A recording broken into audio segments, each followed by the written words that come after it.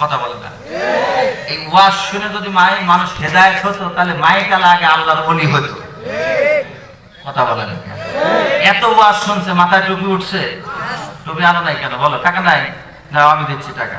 না তুমি তাহলে কেন কিনলে? ধরে টাকা দাও, যাও ওখান থেকে যায় দুটো টুপি কিনে দাও,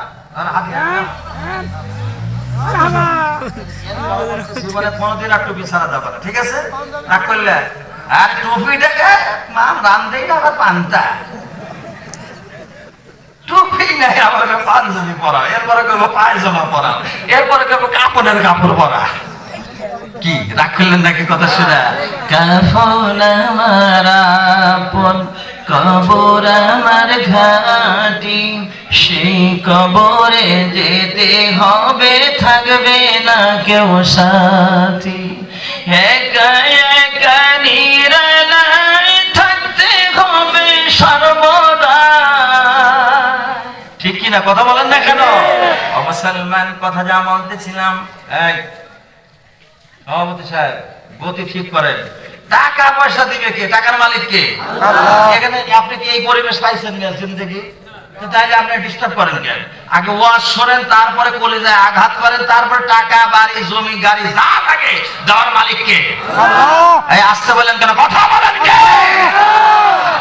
বাংলাদেশের মধ্যে যত গোরস্থান আছে, কবরস্থান, ভিআইপি ভিআইপি, কি সুন্দর মাঝখান দিয়ে রাস্তা, ফুল বাগান, গাছপালা লাগিয়ে মনে হয় কবরে গিয়ে একটু বসে বসে কথা শুনি।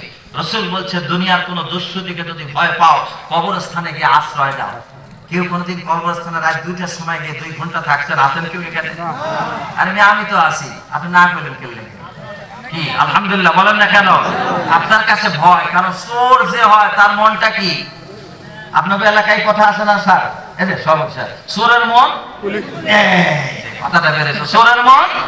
তার মানে যে চোর ও গোরস্থানে যাইতে, আর যার মধ্যে চোর নাই, চুরি নাই, সে কি হলো ভাই?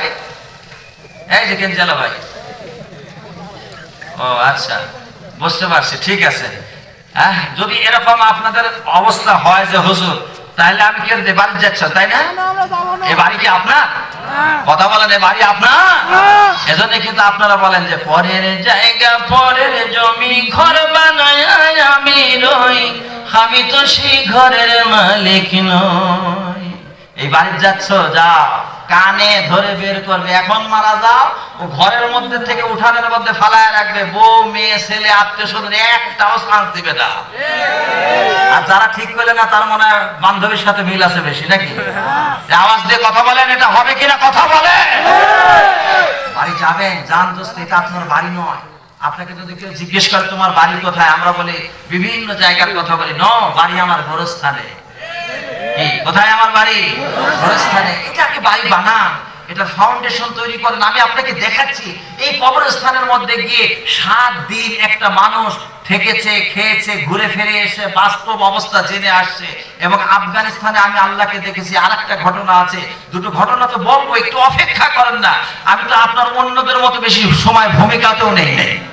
কি কথা বলেন না কেন? কষ্ট হচ্ছে না তো আপনাদের? হ্যাঁ, এবার আসেন, কবরস্থানে গিয়ে আমাকে আপনাকে বাড়ি তৈরি করতে হবে।